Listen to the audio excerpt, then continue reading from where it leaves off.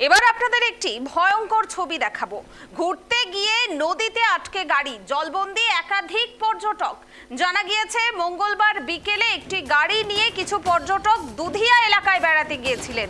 ঘোরাঘুরির সময় আচমকায় পাহাড়ি ঢলের কারণে বালাসন নদীর জল দ্রুত বেড়ে যায়। সেই সময় গাড়িটি নদীতে আটকে পড়ে এবং গাড়ির ভিতরে থাকা যাত্রীরাও জলবন্দি হয়ে পড়ে। পরিস্থিতি ক্রমশ বিপজ্জনক হয়ে উঠলে স্থানীয় বাসিন্দারা দ্রুত উদ্ধার কাজে নেমে পড়েন।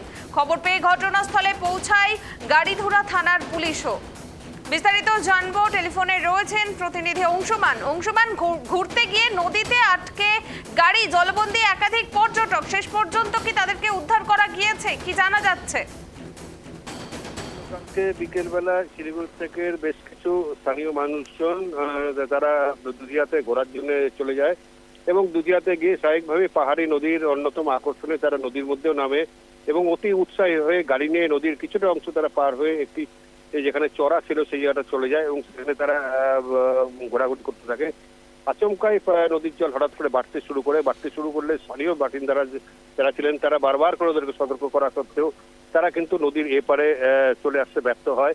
হঠাৎ করে নদীর জল এতটাই বেড়ে যায় তারা কিন্তু তখন নিজেরা কোনোভাবে গাড়ির ছাদের উপরে উঠে নিজেদের প্রাণ রক্ষার চেষ্টা করে, কিন্তু তা সত্ত্বেও সেই গাড়ির থেকে যখন নাকি তাদেরকে উদ্ধারকারী দল স্থানীয় বাসিন্দারা যখন কি যায় তখন কিন্তু তারা বেশ কয়েকজন জলের মধ্যে পড়ে যায় এবং জলের মধ্যে পড়ে তাদের কিন্তু ভেসে যেতে দেখা গেছে। এরপরে স্থানীয় বাসিন্দারা তারা কিন্তু দড়ি নিয়ে এসে দড়ির সাহায্যে ধরে ধরে একে একে সবাইকে উদ্ধার করে। তবে এই ঘটনার খবর পাওয়ার সঙ্গে সঙ্গে কিন্তু গাড়িধুরা থানার পুলিশ সেখানে এসে পৌঁছায়, কিন্তু স্থানীয় বাসিন্দারাই কিন্তু শেষ পেয়ে ওইখানে যে থাকা যে 5 জন ছিল মানুষজন তাদেরকে কিন্তু উদ্ধার করে তাদেরকে কিন্তু পাড়ে নিয়ে আসা হয়েছে। স্বাভাবিকভাবে প্রশ্ন উঠছে বারবার, যেখানে পাহাড়ি নদীতে মানুষকে সতর্ক করা হচ্ছে যে নদীর মাঝখানে না যাওয়ার জন্য, নদীর মধ্যে পিকনিক বা কোনো ধরনের আমোদ প্রমোদের আয়োজন না করা যায়, সেখানে কিন্তু বারবার এই ধরনের ঘটনা ঘটছে। যে দুধিয়াতে দেখেছি বেশ কিছুদিন আগেও কিন্তু বেশ কিছু পর্যটক গিয়ে আটকে পড়েছিল, এবারও তাই হলো এবং গতকালকে যে ঘটনা ছিল সেটা কিন্তু প্রচন্ড বিপজ্জনক। সন্ধ্যা হয়ে গেছে, অন্ধকার হয়ে গেছে, সেই অন্ধকারের মধ্যে তারা কিন্তু নদীর ওপারে ছিল। স্বাভাবিকভাবেই এটা নিয়ে কিন্তু বড় প্রশ্ন উঠতে শুরু করেছে। তা কিন্তু স্থানীয় মানুষজন যে সহযোগিতার যেভাবে হাত বাড়িয়ে দিয়েছেন সেই জন্য সবাই কিন্তু ধন্যবাদ দিয়েছেন জেলা প্রশাসনের পক্ষ থেকে। স্থানীয় বাসিন্দারা না থাকলে হয়তো ওই 5-5টি প্রাণ হয়তো কালকে নিয়ে বেঘরে চলে যেত। বেশ, ধন্যবাদ অংশুমান।